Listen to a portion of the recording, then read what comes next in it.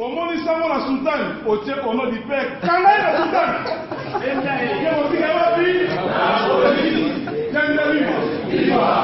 alors, il faut faire ta tête, autocolate. Kobana Sultanité, Batu ya Sultani, Bazali Batu ya Lokubu. Ce que Omoni Mutu ya Sultani, avec autant Mandela, Bazali en poster. Kanai, ok, n'est pas vie. Viva! Je dois repérer ça, vous allez soldat politique et raïs.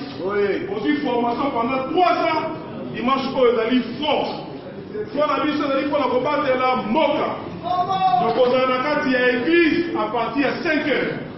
Chaque messe, il y a 10 000 soldats politiques de cette Kabila. Dans chaque église, on a 10 000. Yo commandant, votre côté, ma charge de la yo. Ça l'a discipliné. Ça l'a courtois et ferme.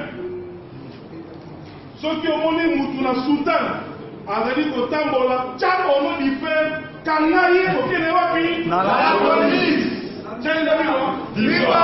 Au nom de Moutouna Sultan, Azali Kotambola, Azali un poster. Bon Kangaye, ok, ça a été, au Kimi, n'a pas Moutouna la police, la plus proche. Tchad, Viva!